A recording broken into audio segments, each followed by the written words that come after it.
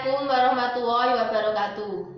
Ingkang kula hormati Bapak Kepala Sekolah SMA Negeri Setunggal Ambarawa, ingkang kula hormati Bapak Para Wakasek SMA Negeri Setunggal Ambarawa, ingkang kula hormati Guru Mata Diklat Basa Jawi SMA Negeri Setunggal Ambarawa, ingkang kula hormati Bapak utawa Ibu Guru lan staf Tata Usaha SMA Negeri Setunggal Ambarawa, saha rencang-rencang ingkang kula tresnani. Sumangga kita sedaya tansah nderekaken puji syukur ngarsa Gusti ingkang sampun paring nikmat lan hidayah dhumateng kita, saéngga kita saged makempal wonten ing adicara ujian praktek Mata Diklat Basa Jawi. Boten kesupen selawat saha salam kunjuk dhumateng Nabi Agung Muhammad sallallahu alaihi wasallam ingkang sampun paring pitedah kita dhateng mergi ingkang sae. Wonten wekdal menika kula badhe ngaturaken sesorah ingkang irah-irah bahayanipun ginakaken narkoba tumrap para siswa.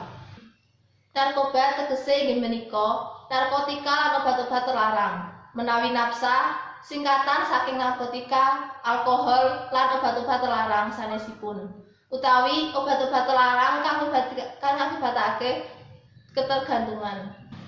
Wonten Indonesia, pecandu narkoba perkembanganipun cepet sanget. Perkembangan para pecandu narkoba niku umumipun yuswa antawis 12 ngantos 250 taun. Artosipun yuswa produktif utawi pelajar. Awalipun pelajar ginakaken narkoba biasanipun sampun kenal rokok. Awit rokok mekaten dadosaken pelajar dados pakulinane ing wekdal menika. Saking pergaulan menika ingkang dadosaken coba-coba akhiripun kecanduan.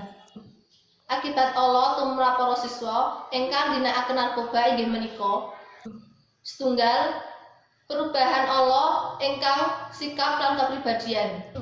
Kalih asring bolos lan mandhapipun nilai kedisiplinan lan nilai pelajaran.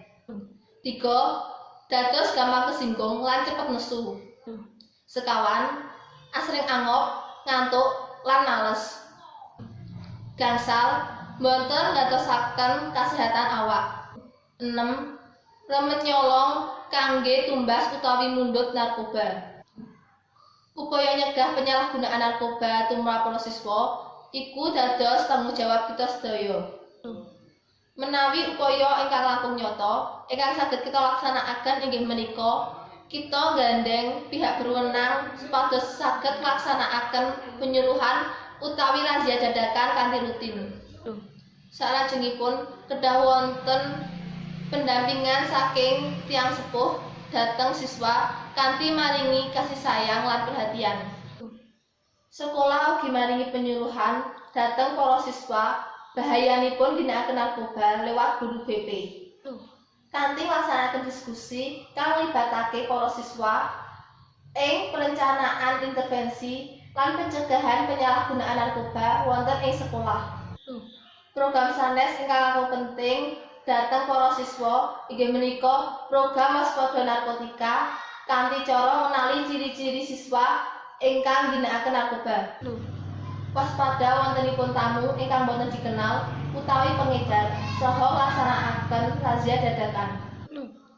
Ingkang boten kalah penting inggih menika pendidikan moral keagamaan ingkang dipun tekanaken dhateng para siswa.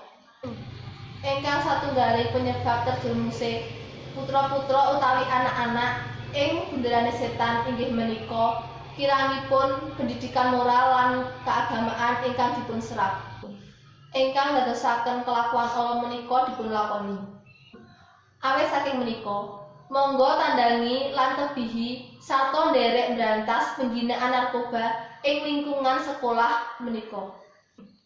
Mekaten pidato cekak ingkang saged kula aturaken. Menawi wonten kesalahan tutur tetembung, kula nyuwun ngaturaken pangapunten. Awit kawigatosanipun, kula aturaken panuwun lan kula akhiri. Wassalamualaikum warahmatullahi wabarakatuh.